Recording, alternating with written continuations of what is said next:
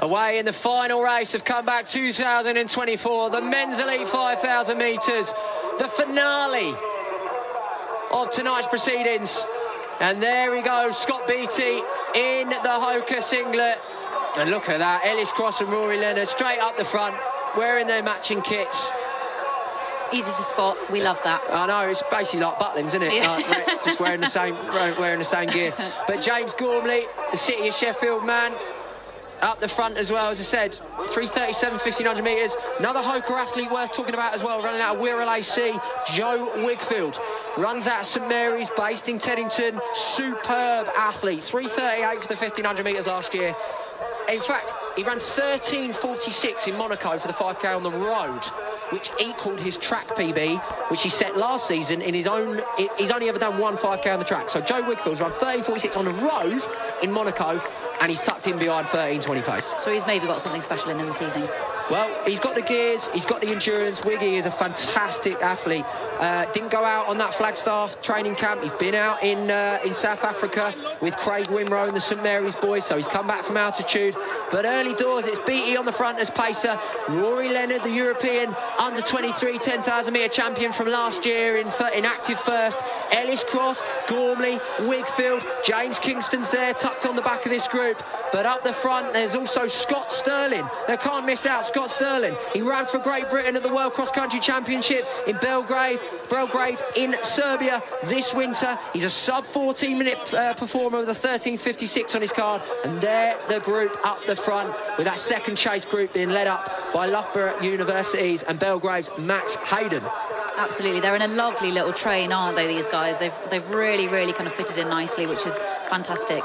And again, this second pace group, I'm just going to have kind of a little pick through here, because they've got to really pick their pace here. There's a little bit of a bunch, just slightly off that initial pacer. And you can also see a couple of the guys kind of really beginning to get in their space. Sam Selassie is also within that group, and he's had some really strong races recently. You've also got Andrew Fyfe, I believe, who is a fantastic runner, mostly, I think, over 10K, but we can see what he does here, because he has been looking fantastic in training recently too. So exciting times for also this second chase group as well. So pace at the front has been set at 13:20 pace. That is 2:40 per kilometre as they come down to the finish line this first time. This is where we're going to get the 1K split. 2:37, 2:38, 2:39. We're bang on the money. 2:39 and change for the chase group. Even Kingston went through at the rear in the Tonbridge vest at 2:40. Scott Beattie's doing a fantastic job. He's a 30:20 and change man himself. He'll be cruising at this. And he's got his stable mates in Rory Leonard and Ellis tucked in second and third. James Gormley in the blue vest to Sheffield in third, with Wigfield, Stirling and Kingston. This group is single file, 3 minutes on the clock. James Gormley just kind of really sticking in with them, isn't he? And he's just following a little bit. There was a slight gap, but I think he's just going to try and stick on that pace really nicely. And as we said, you know, these guys at the front, they do this in training all the time. This to them must feel a little bit, with a pacer, must feel a little bit like a training session, because they're all together, they're all bunched up. They've done this time and time again. They're just really looking to do some good, really hard work and come out with the time that they're looking at. I reckon this is going to be slightly different from the women's race in that they've really set a pace and they've decided that they're going to try and stick with it. Right now, this is a training rep for Beattie, Leonard and Ellis. They've been training together for months and months out of the Andy Hobdell Hoka on, shall I say, stable. It's just training, tucked in behind your mate, and you're just doing another rep. But that all changes when someone else takes the lead. If a Wigfield, a Stirling or a Gormley says, hang on a minute, I'm here as well, then things change. But as I say that, Beattie is still on the front, and Leonard and Ellis Cross, Roy Leonard and Ellis Cross, are just starting to stretch Gormley. And is this the point in the race where the pacers, you know, they're doing 63 and change a lap? Is this where a 1,500 metre specialist in James Gormley thinks, oh, this is a bit punchy, this point of the race, bit quick early on?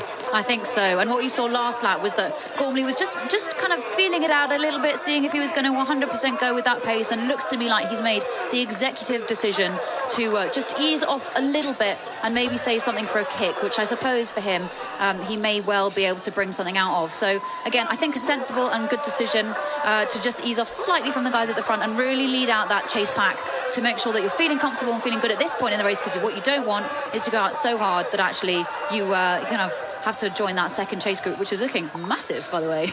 As they round through the finish line, it's still BT on the front. Rory Leonard, Ellis Cross just starting to drop off Leonard slightly. Is Leonard going to run away with this? There's now a big gap back from Ellis to James Gormley, Kingston, Stirling and Wigfield. So we've now got a bit of a chase group as they down the back straight. As they go through the starting area this time, they'll get the 2K split. 5:20, that's what we want. 13:20 pace is 5 minutes and 20 seconds. 5:16, 5 seconds. Oh, we are bang on. We are seeing something special. 5:21 with just a second or two down, but nothing that these boys can't take back. BT splits his watch and he just ups the cadence a little bit. So it's Leonard on the front. Ellis Cross is now in a bit of a predicament. Does he continue to chase the 13:20 mark, or does he make the sensible decision to just maybe drop back and tuck in behind Gormley, Wigfield, Stirling and Kingston? I think he might just be tucking. You can see that his cadence has moved down slightly. I think he made the decision to just kind of slightly ease off it a little bit, because there is a chase pack there. They are still hammering down that pace, so you know they can scoop him up really nicely and you can still get a race out of it, which I think would be the sensible thing to do.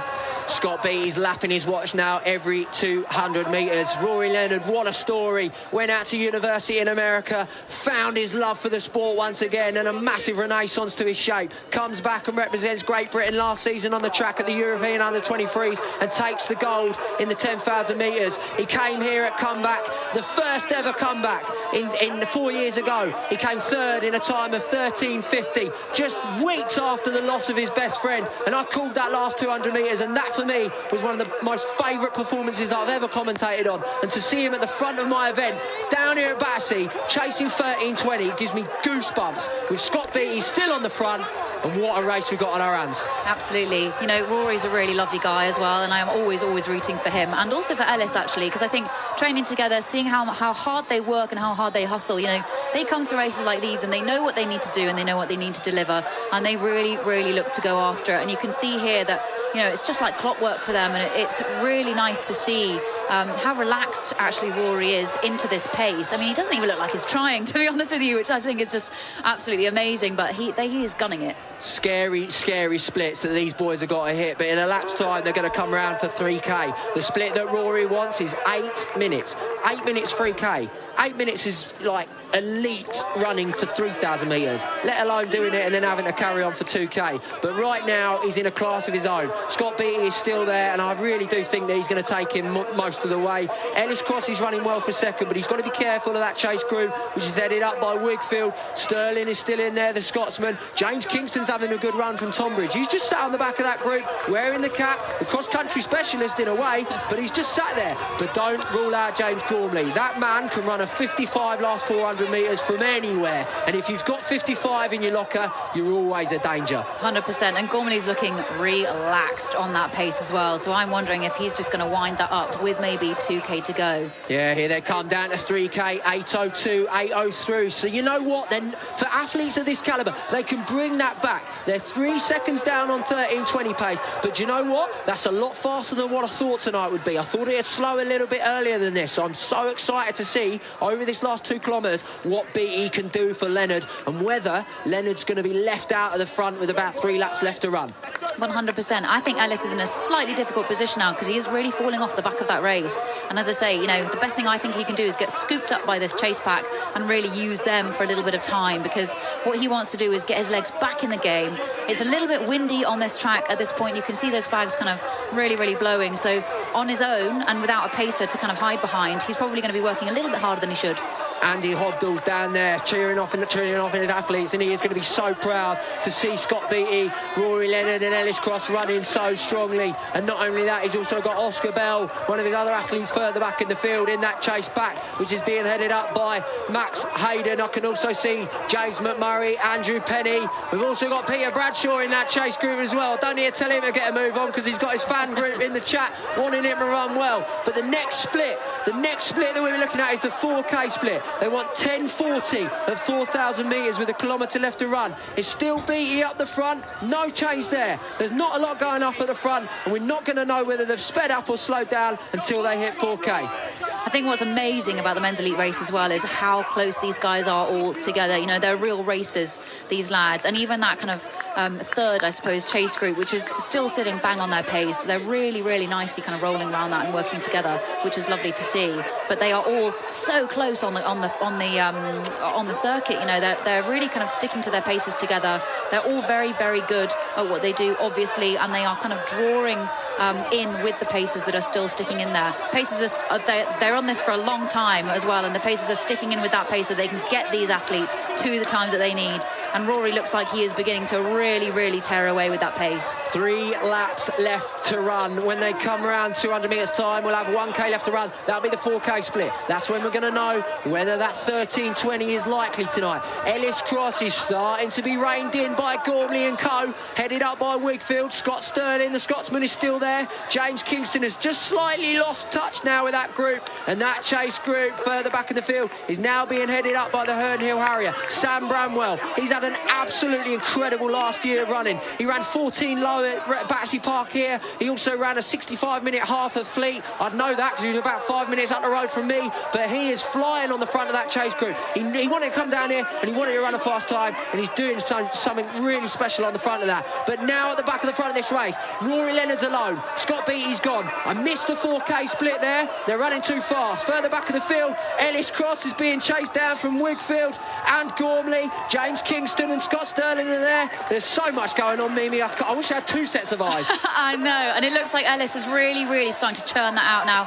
I think he's still got it in him. I'm rooting for him, but he is being chased down a little bit by that chase group. Rory is flying. It looks effortless from him today, and I think that's really, really nice to see. All that training paying off 100%. Absolute dividends over there. Goes through 2 laps left to run, 11:20. So he needs a sub 2 minute last 800 metres. Now, I'm not saying he can't do it, but if he's going to do it, he's going to do it on the last lap. He may run a 62, 61 here and then drop something filthy like a 57 last lap. That's how athletes at this level are going to do it, okay? Can he do it with 650 metres left to run? He's miles ahead now. He's got to just get his nut down and graft. 600 left to run, 11:52 on the clock. That 13:20 is just slipping away. Imagine he had a little wave light in front of him. You'd see the lights just slightly starting to stretch away. But we don't have that down here. This ain't Monaco. This is Battersea. 500 metres left to run, Mimi. The crowd is getting so heavy on this as well. I can literally see people gunning for these guys to run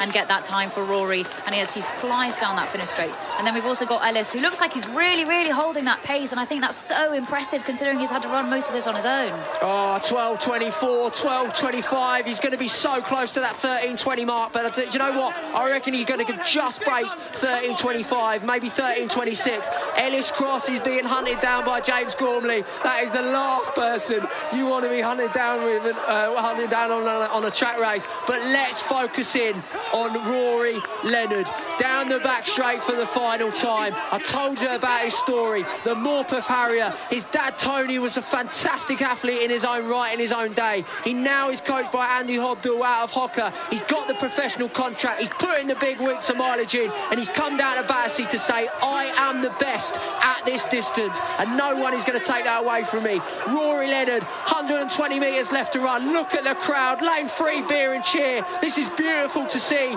13:15 on the clock. He's going to have to go like the clappers to get inside 13:30. Everyone wants Rory Leonard to run a fast time here. Come on, boy. Charge down to that finish line. Watch the clock. 13:26, 27. Oh, he's done it. 13:28 for the win. A new personal best for the MORP Harrier. Second place is going to be rewarded to James Gormley over the line there, in and around 13:40. Ellis Cross over the line, joined by Wigfield as Scott Stirling storms down. Big runs further back in the field from Andrew Penney, Max Heyden and James McMurray, the 1500 metre specialist, finishing fast as you'd expect.